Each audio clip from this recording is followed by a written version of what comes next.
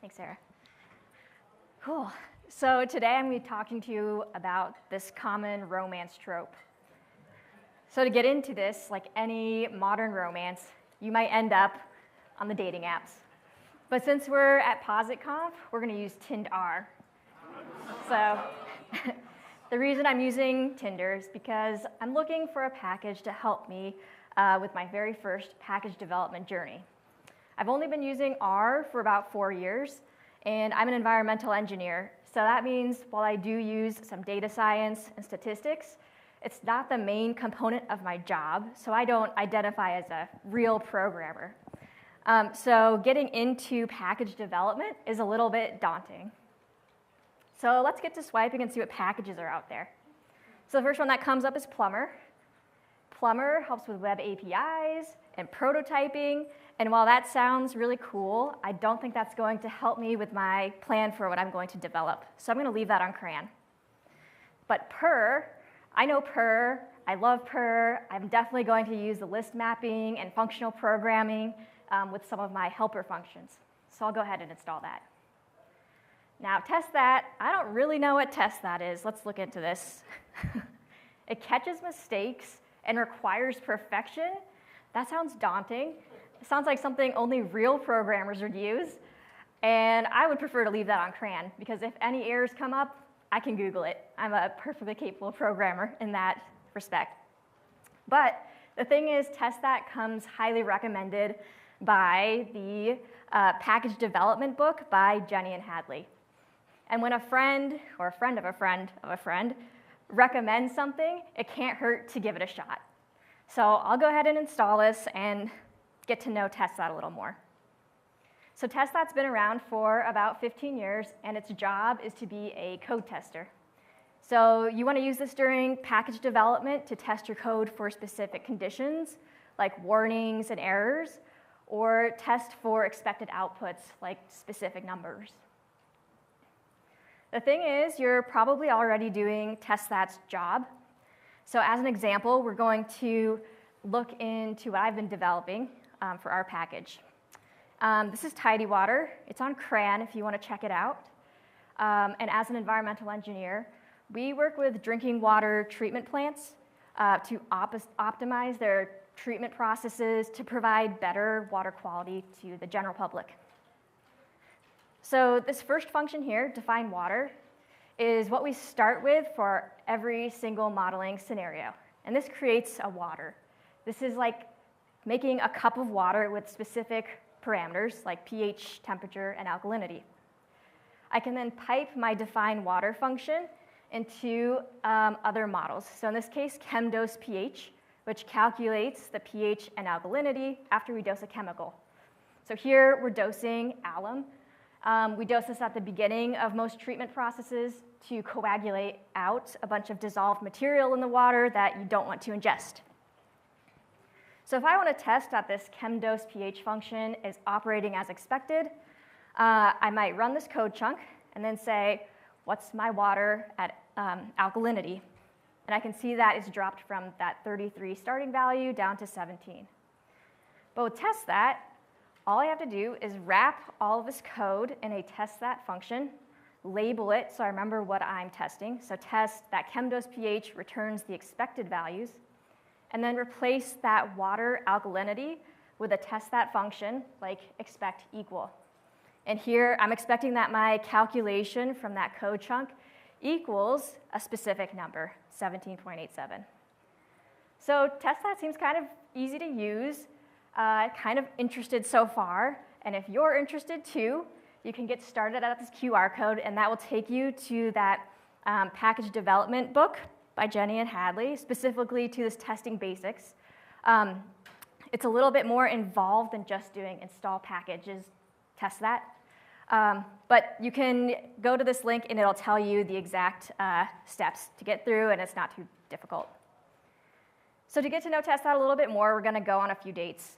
Our first date will be a coffee date, super simple, get to know testthat a little superficially. Then we'll go on a second date hike, where we start to trust testthat a little bit more. And finally, we're really going to commit to testthat and get into a late relationship dinner with the parents. So this first date, we're just going to test function inputs and outputs and understand some of the functions inside of the testthat package. So this first test is testing that define water warns when no pH is input. So every water will have a pH. And because of that, all of our downstream models require pH. So if I don't include pH in my define water, I should get a warning.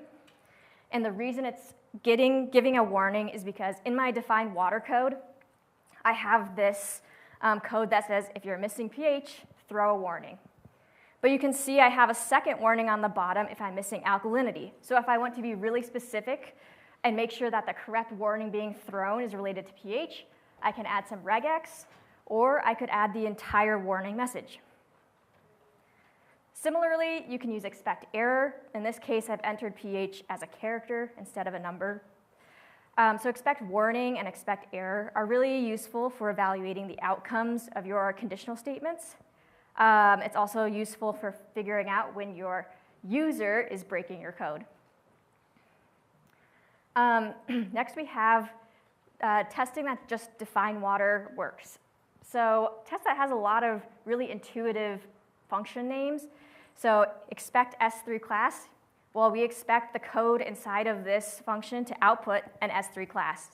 You can also expect S4 class or an S7 class. You can also expect true. So here I'm saying my water pH should be a numeric. There's also an expect false function. And finally, there's this expect LT, expect less than. So my pH should be less than 14. Similarly, there's an expect GT, which means expect greater than. So you can see these testthat functions are really intuitive, easy to understand without even getting into the documentation too much.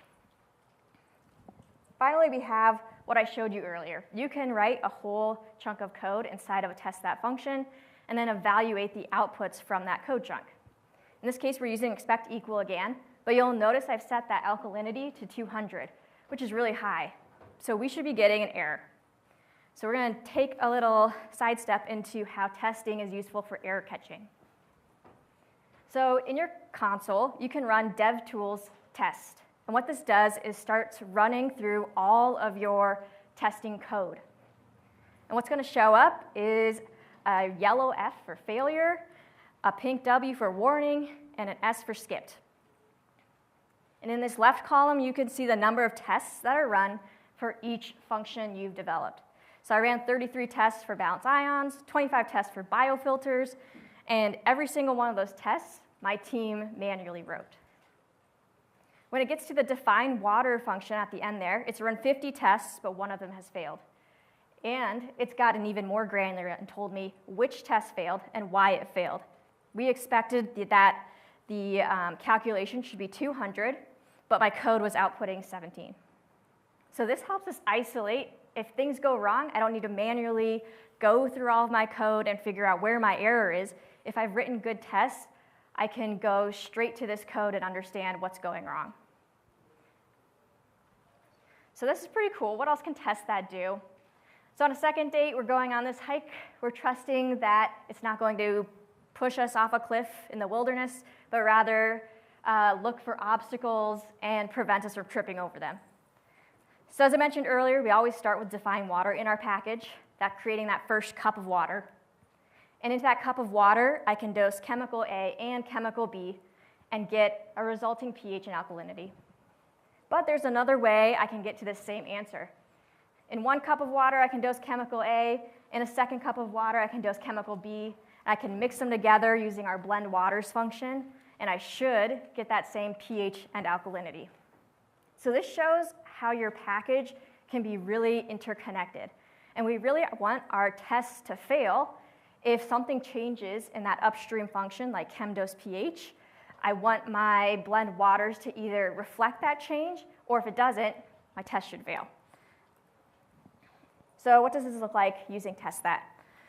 So in this chunk of code, we're going to test that this blend waters handles our equilibrium chemistry correctly. So first, I make that starting water quality. I dose 2 chemicals into that first cup. Then I dose them separately and blend them using blend waters. And then I expect that my pH using water B should be the same as my pH from my blended waters. So this is a step up from testing hard-coded inputs. So instead of saying my pH should be 7, why is it 7? What does 7 mean? What else can I compare this to? So this is really helping us make our package more resilient and account for the interconnectivity. So now that we know that tests can catch hard-coded inputs like numbers, it can test our conditional statements, it can test the interconnectivity, we can really start to commit to test that and see how far we can fall. So here we're in the late relationship stage. And we're just going to trust that our tests catch everything. In the example here, we're going to do a refactor. And refactoring is just changing your code to maybe be more organized, but your outputs shouldn't change. So this might mean changing your naming consistency or adjusting your functions to reflect the standards of tidyverse. The detriment is that you could introduce bugs, and hopefully your tests will catch that.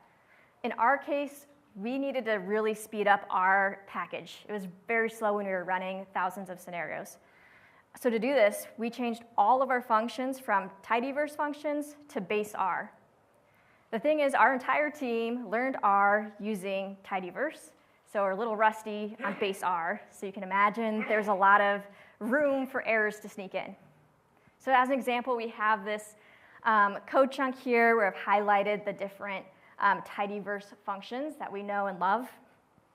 But when we change that to base R, suddenly there's 3 separate lines of code. There's a lot of brackets and dollar signs. But the thing is, as I'm running this, and I'm a little unsure about base R, I'll make sure that this works by running each line of code. And the thing is, it does. I don't run into any errors. But the problem is, when I run my tests, I do get an error. And that's because this merge is replacing a left join. The merge default behavior is an inner join. And to get that left join behavior, I need this all x equals true. So my tests were catching that I was dropping some data that a left join would have kept, that this merge default was losing. So my point is that you can code, you might not see an error, but you might not account for edge cases that your tests should catch. You might be lulled into a false sense of security as well as you're coding that I don't need to run my tests, my code's working fine, it's not breaking. And this is where you can add automated tests. So when you automate your tests, you can write a Git workflow that will execute on push or pull requests. For us, we have it set up such that when you create a pull request, you cannot merge that pull request until all of your tests and checks are passing. So down here, you can see there are 2 commits. One has a red X, one has a blue check mark. The red X means that some checks were not successful. This first red X is the R command check. This is a very standard check for your code. In addition to running your tests like we've been talking about, it executes some checks. So it might check your documentation, it checks that your dependencies are set up correctly, and you need to pass this R command check if you're planning on submitting to CRAN. And the second check that's failing is the test coverage, and that's the equivalent of running DevTools test in the console. If you are failing these tests, you can click on the details link there, and it'll take you right to where your code is failing. So similar to running DevTools test or DevTools check in your console, it's all here on GitHub and documented. The thing about tests is that it's very frustrating sometimes. These are a bunch of commits that are failing. There's a lot of red X's before we finally get to that blue check mark.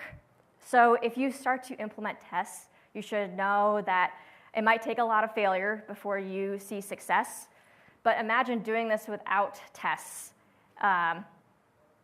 You might think you're fixing something and break something else in the process of doing that. So your tests help you figure out and make sure that your code is really robust. And this is where I started to feel more of like a real programmer. I felt like our package was not built on a house of cards where any change might crumble everything to the ground. We can't add any new cool features because it might break everything. So tests made us feel like it's very robust and very reliable.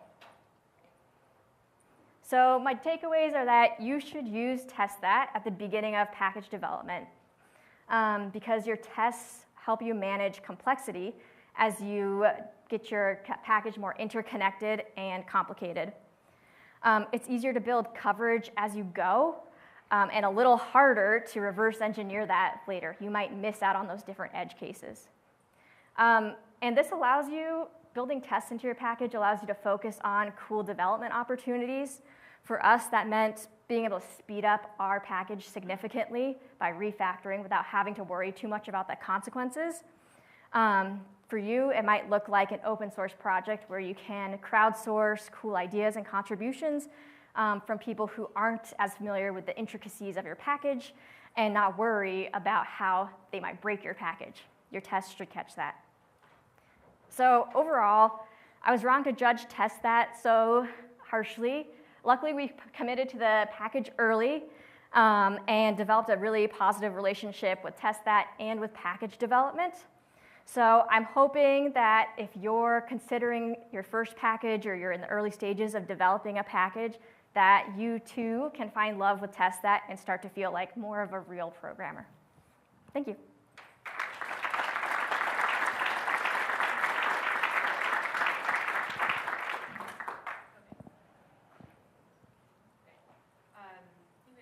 For one question, there it goes.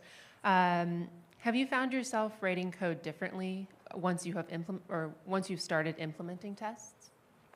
I don't know about writing code differently, but I do notice that every time I test my code, I run over and document it with a test. Mm-hmm. Yeah. Yeah. Okay, maybe another question. What is your advice about when to write tests?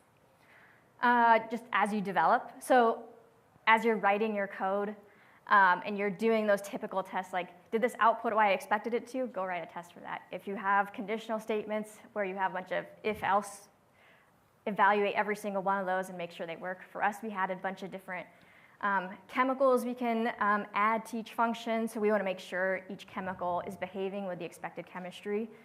So make sure you're as covered as possible. Yeah. Okay. One more quick question. What was the most difficult thing to learn about testthat?